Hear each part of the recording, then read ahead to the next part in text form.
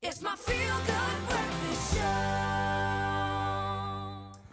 Welcome back to your Feel Good Breakfast Show. This Monday morning, it's relationship talk time. You know, that of course means we got Dr. Eve in the house. And at the beginning of Heritage Month, we of course appreciate and understand that we live in a multicultural society, which then means that sometimes you find yourself falling in love with somebody from a different culture completely, and that can present its own set of challenges. And we are talking about that today. That's right. Our question this morning to you is, are you in a cross-cultural relationship? What are some of the things you need to keep in mind if you're dating someone with a different culture to your own? Our lines are open. We would love to hear from you. That number is 021-430-9881. But of course, we have our resident relationship expert, Dr. Eve, in the house to answer some questions. Yes. So Dr. Eve, let's begin by first deconstructing what it is that we're talking about when we talk about a difference in culture, because it's not necessarily just a difference in race. We're talking about culture more specifically. Absolutely. Yeah. So culture is characteristics of a group of people who share a whole lot of factors. It encompasses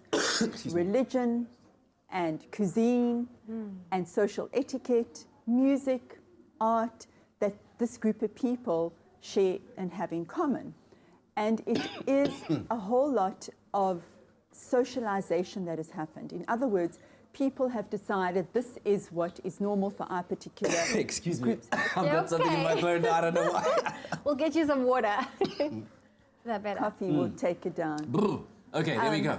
So it is characteristics that this group of people have chosen to share together. And as I say, I repeat again, it's not only, as you said, Kat, it's not only religion in any way, it's art, it is music, it is the way that one dresses, it's the way that one socializes, meets and greets, and it's the way one treats one's partner, which is really specific to a unique culture.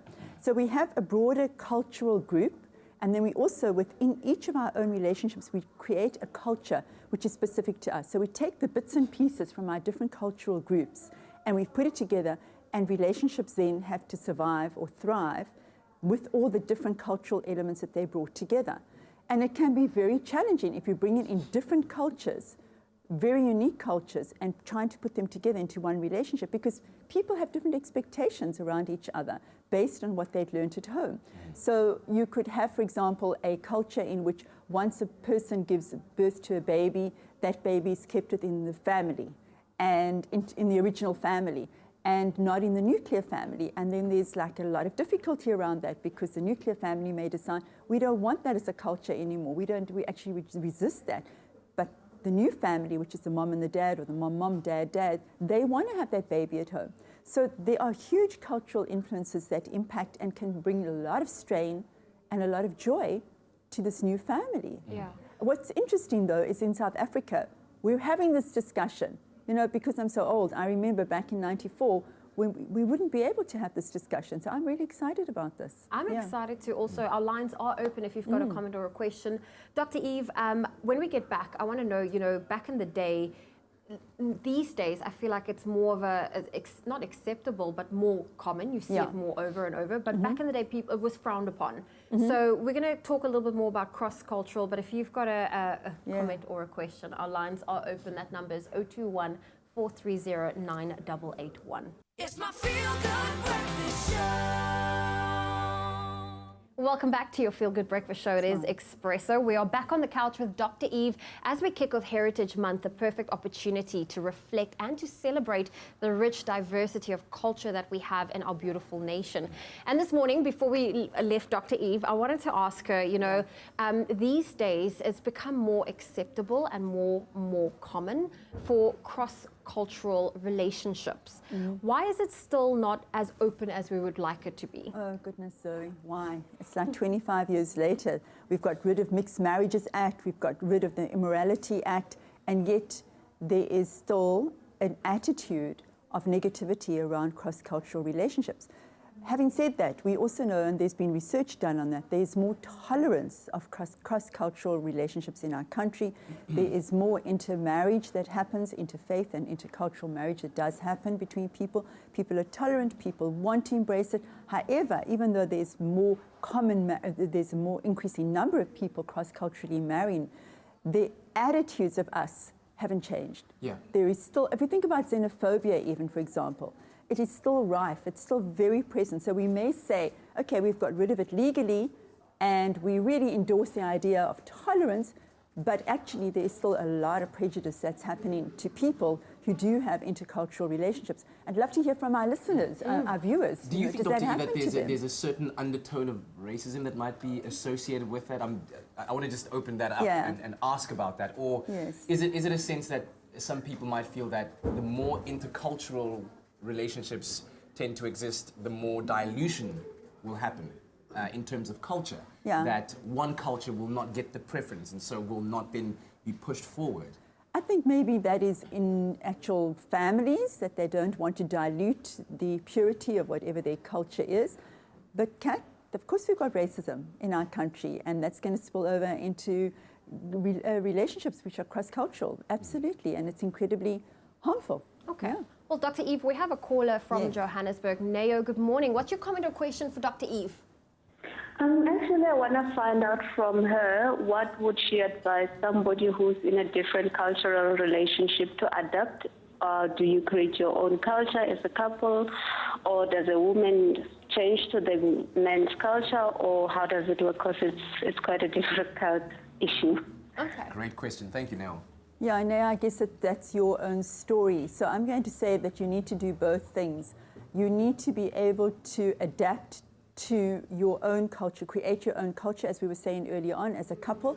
You need to be making sure that you both create, as I said, taking bits and pieces out of your different cultures and creating something which is unique to the two of you, and adapt to what your circumstances are with each other. But it requires a huge, huge amount of communication and a willingness to adapt and be open to each other's different cultures. And if you don't know that beforehand, you shouldn't be going there. If you know that you're somebody who's rigid and really attached to your own culture, you're not going to adapt to somebody else's, you shouldn't be going there, because you're really setting yourself up for an enormous amount of tension in a relationship. Okay. All right, now thank you very much for that call. We're going to keep our lines open, Yeah. 0214309881, as we continue the conversation regarding cross-cultural dating. Interesting times. We'll be back with Dr. Eve.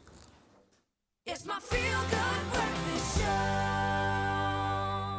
We'll be back again with Dr. Eve, also joined by our friend from Lesedi FM, Khotso. We're talking about dating across cultural lines, and we have a caller on the line. That's right. Our first caller is Corky. Good morning. Morning. Hi. I am from Joburg, and I am dating an Afrikaans guy, and I am Tswana, and he doesn't really understand the concept from the whole lobola thing. Okay. Very Interesting, interesting.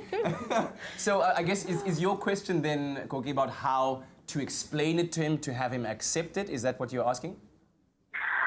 He feels that lobola is kind of pointless, that it feels like they are selling the woman to the man, and most people think that it takes dominance over the woman. The man becomes more dominant. Okay. All right. So I Very guess the question interesting. then is, clearly this is something that's important to her. Yes. How does she translate that message to him so that he realizes the significance of what it might mean to her? 100%. You just got the right answer there. It's not about explaining to him what lobola is all about. It's telling him, this is so important to me. And if you have affection for me, you want to respect what's important to me. And if he can cross that divide, which is just human to human, without focusing on the actual cultural aspect, you know, she's got a winner there. Yeah. It's about what's important to her and accepting that it may not be important to him, he may not understand it, but it's good for her. Koki, may I ask, are you considering marrying Bay? Yes, we are. Otlawole Mrs. Mang. We've been together for like 4 years, and we are currently living together. Marike, but at the end of the day, when you get married, you'll be Mrs. Bezadenhout. Mrs. Bezadenhout. Okay. I'm Nati. Retlo jali kuku. Retlo jamala mokodu. Lena khemere. Khotso, you are dating across cultural lines. Khotso, you've been in a relationship for, you said, over 2 years now? Yeah. Over 2 years, and you're dating a lady who's Xhosa. from the Xhosa culture. I'm Sotho. Umosotho Yeah. ke Xhosa. Xhosa. What have you found to be, let's say, the challenges, if any, and how have you worked them out? Well, there aren't many challenges, I must say. but because now we are two different cultures coming together. Yeah. I come from a very strict culture, in a sense that a woman knows her place. It's not only in the kitchen, like we'd always say, but respect for the lady, taking care of the lady. You are the man, you are the leader in the house. You take care of the house. So it doesn't become a clash in any way. I respect her, like the lady just said. She respects where I come from as well. So there aren't many challenges. I think what's important is that the conversation that we always have is, I respect where you come from.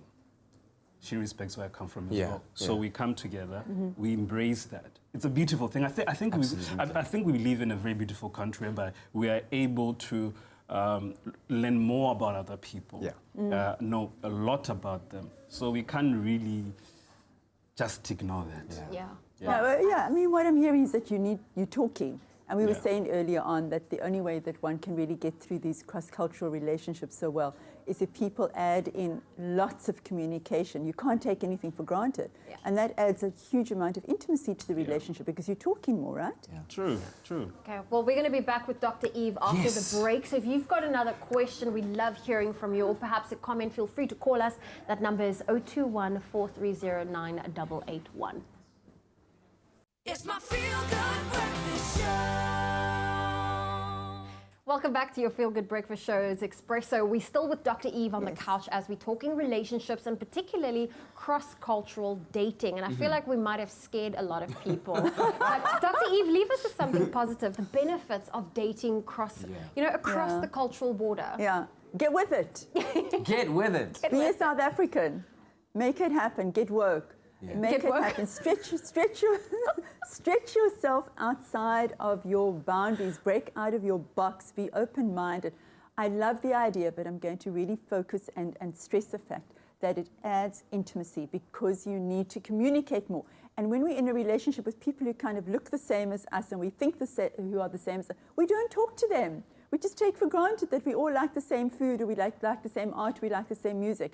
The other big challenge, and I am being positive around this, accept that your families may be resistant, accept that it may be difficult, accept that one of the points where you really may have to focus is on children. That may be a point where you get a little stuck. Get unstuck, talk about it, be open. There is so much richness to get from different cultures that you can bring into your relationship that'll add such diversity into your lives and into your rituals and into your traditions. Imagine eating different foods every week, whatever it is. Be aware, respect your families. Be very respectful of your families, because if you don't, and this is what the research shows, it leads to isolation, and that leads to real tension in a relationship. It's not going to make a relationship work if you're going to isolate your family or your family isolate you. So work nicely with your family. Yeah. I think at the end of the day, it could just be something that, cross-cultural dating, something that enriches your experience of humanity, your understanding and appreciation of humanity. I would hope so, Kat, that it gets us to really, as I say, stretch out of our familiarity and into something that is going to add. This is what the purpose of this country is we want to have diversity. So let's not be racist, let's be open. Let's be open to each other. Thank you very much, not Dr. hate. Eve. Yeah, and thank you so much to all our callers as well for contributing to our conversation. We hope that it was enriching for you. In the words of Michael Jackson, in the kingdom, you're my baby. It don't matter if you're black or white.